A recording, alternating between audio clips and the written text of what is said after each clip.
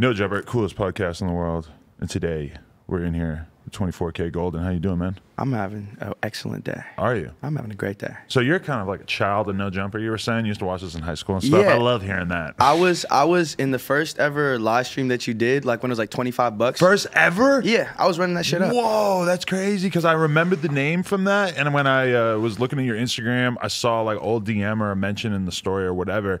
And I was like, man, I remember that, but I didn't know it was that long ago. That's crazy. Yeah, it's probably like 2 or 3 years ago. So it's just kind of like everything's coming full circle now. Wow, small world. Yeah. And that's what I was thinking too, because like I've always had my little like list in my head, because like Juice WRLD was on there before he blew up, YBN Namir, Megan, etc. And Megan Thee Stallion? yeah, I don't know if she's the one who sent it in or if it was like somebody who was managing her or something like that. And I say that only because I have a hard time picturing Megan Thee Stallion sitting on my live stream. And that, like, it could have happened, you know? Might have just been a little thing she decided to do, but it's just weird. She fuck with anime and stuff though, so I feel like she'd be into that like internet culture, kind of know what's going on. Yeah, that is weird that she's like anime head and that she, you know, she's probably like, we all look at her and we sort of like paint her as just being this like sexy jet setter. But I mean, she was like a college student up until like a few months ago and Facts. shit. Yeah, facts. So, yeah, hit us with your story. Tell us about where you're coming from and everything. Yo, all you viewers out there in the universe, aliens, whoever might be watching right now. I'm from San Francisco, California, and it all really started. Well, depends who you ask. If you ask my mom, she would tell you like when I was a kid, I used to carry around this yellow bucket on my head and just like chopsticks and just like play drums everywhere. Oh, okay. But from there, like I always had a passion in music. So it was like choir in middle school, and then in sophomore year of high school, my like big bro, my OG paper boy, he had this sneaker store that was like 3 blocks away from my house, and I was a huge sneakerhead. I got the Yeezy one Zens on right now. Are you? I was looking futuristic. Sneakerheads out there. You're not gonna lick the sole? I'll do it right now. Don't. Who was that went viral for doing it back in the day? Was it Fat Joe?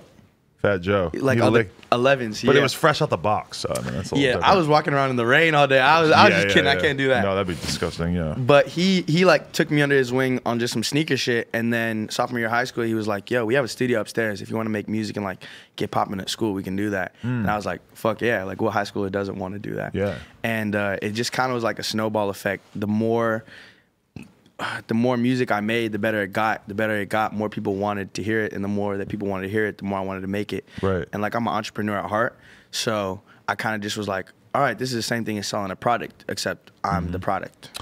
Yeah, that is weird once you start to realize that like all content, whether it's an interview or a song or whatever, it all has a value. It all can be marketed and it can all have revenue streams formed around it. And that the most successful companies in the world, like take a Disney, they're basically just producing a shitload of content and then monetizing that content in a variety of ways, whether it's building a theme park to monetize Mickey Mouse and Harry Potter, or a fucking, you know, a t-shirt that they're selling for like $4 at Toys R Us with like a children's character on it.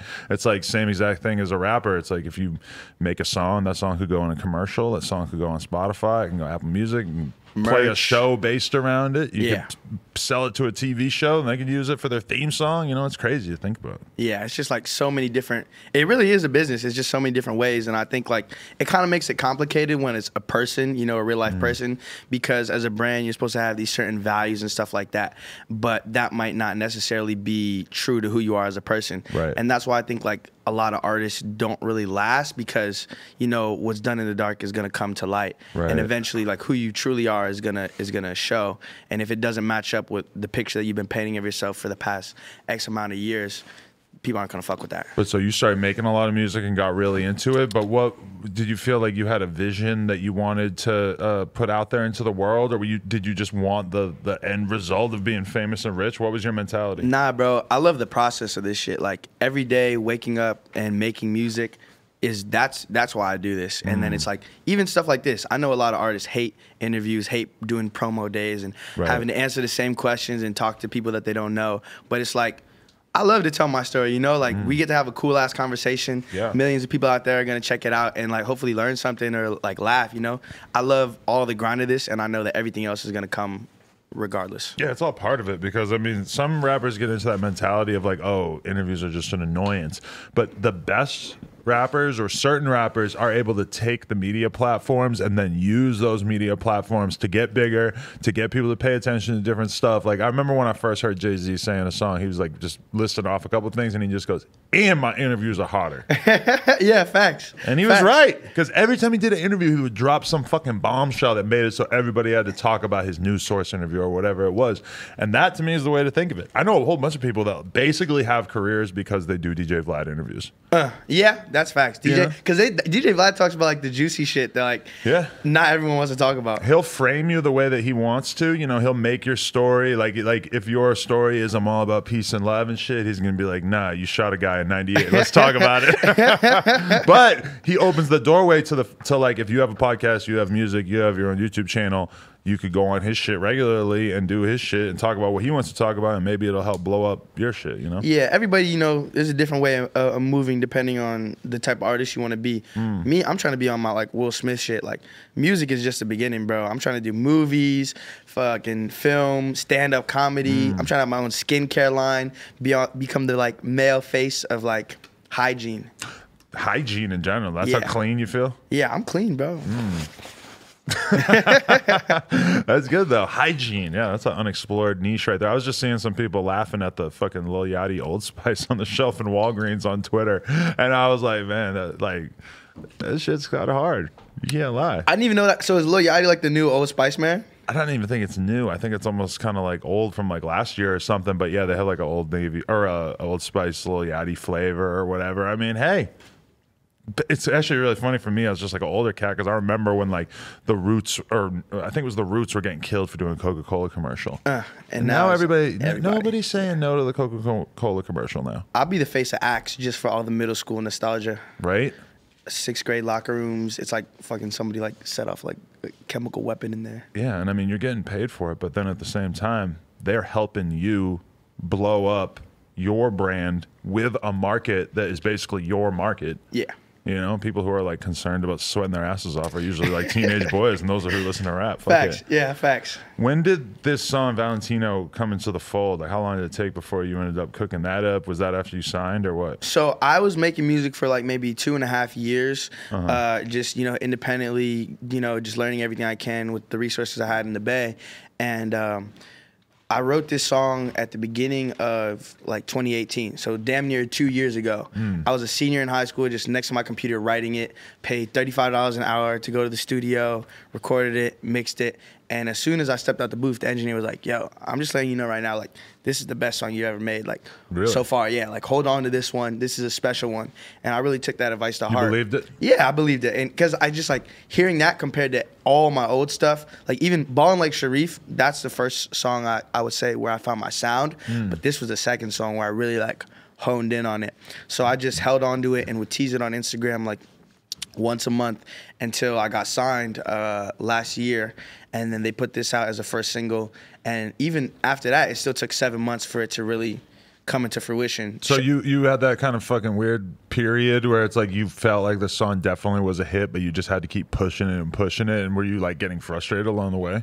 I mean, I got close to dropping it a couple of times. Thank God I didn't. It's like you don't want to like blow your shit before it's time, you know. Right. And it's like once you sign with the label, it's like a whole machine behind you versus just doing it yourself. Me being a high school kid, all my money is from finesse and trapping and commercial acting. Right. And that was like nothing compared to everything that the label has behind it to push. Because everybody has this fantasy in their head that you make a great song and you put it on SoundCloud and then all of a sudden it becomes massive. And it does happen from time to time, but I mean, being a little bit closer to the inside, like for you, even seeing them work one song, you're kind of like, oh shit, this is like not a fair advantage. Like, this is like, but at the same time, if they're pushing a song that's not good or that's not going to do anything, it's not going to do anything. It's just a waste of money. It's just fucking you up. It's just, it might help get you a little famous, but ultimately, if the song's not catching on, it's not catching on. But what's crazy to me is that like the biggest moment for this song was, it was like the end of August, right?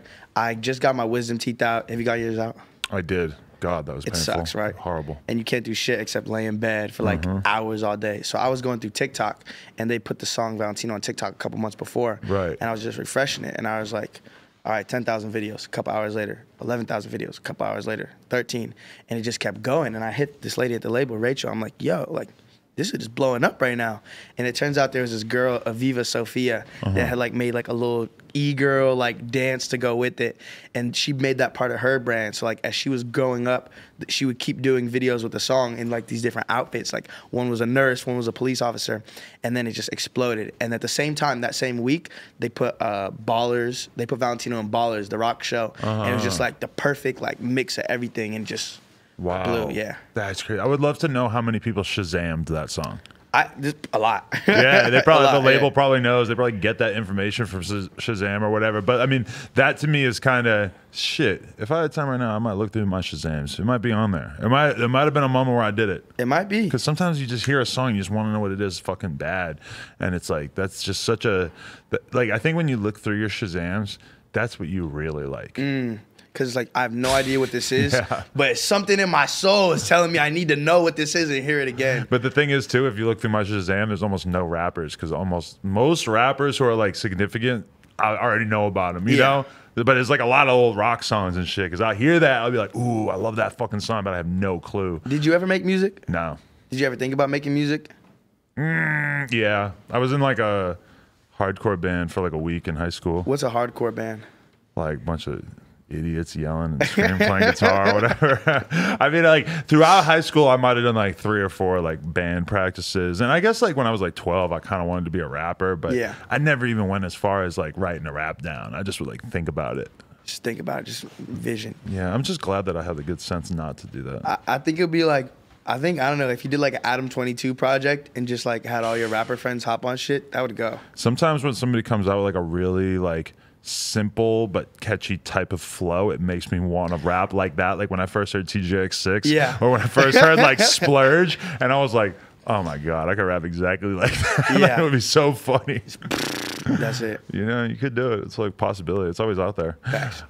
So yeah, now that you're like fucking signed and everything, so what's it been like watching the song blow up all around you and shit? Do you just all of a sudden start getting crazy opportunities, travel, all that kind of shit? Yeah, exactly, bro. It's just like I was in college like last year. I got a full scholarship to USC for business, and that's how I got to LA and was able to like kind of maneuver here, because I was just riding it off the doing good in high school type of shit. That's smart. And like 3 months in, 4 months in, that's when I signed. And I'm like, I feel like I'm like Hannah Montana on some shit, you know? Daytime, I got to go to classes and do these essays. Nighttime, I'm doing shows. I'm in the studio and stuff like that. And second semester comes around, and it's like midterms, and I do my business midterm. I finish in like 20 minutes, and I'm like, I don't even want to be here. Like, this is kind of just a waste of my time. So I drop all my classes except for one class, because you still have to take one class to get the scholarship. And I'm living at school for free. I'm eating there for free. I'm talking to all these cute girls for free. But so how long until they figure out that you're only going to one class? Because aren't they going to be like, hey, that's not valid? Nah, it was cool. It was valid, yeah. I thought when you got a scholarship that it was like you had to really follow all these rules and shit. I mean, I don't know, man. I'm just like a master finesser. Damn, that is a finesse. That is a super. And then I got to go to Japan for free too, because that was the one class that I was taking. Really? So yeah, shout out USC. Tokyo? Yeah, I got my first tattoo out there too. This shit was crazy. Ooh, look at that. Like some old Japanese dude. Yeah. Let's get it. Oh, this camera? All right, fine. Thank you, Laura. Shout out to Laura. Don't offer him a Bud Light. You know she tried to give Blueface a Bud Light? Well, why is that? What's wrong with that? It's blue. I know. That's why I think that's why she thought he would want it. If he's a blood, then he's got to drink the real Budweiser. It's a red can. Clud Light. Clud Light. See, we didn't even think of that. So it's when you were still like doing the school and college thing, did you feel, was it like fun? Like, oh, this is tight that I'm like managing both lives, or were you just starting to feel like I'm just staying up late, getting up early to go to class? It's just not gonna work. Yeah, bro. Like I wasn't taking care of myself, just like fully extending myself. Like you can't be like 100% on two things, you know? It's like, or you're just gonna burn out. So that made me realize, like, I loved everything about school except the schoolwork. So it was like once that was off the plate, I could go to the studio and still come back and kick it with my friends and everything like that. Get like the best of both worlds.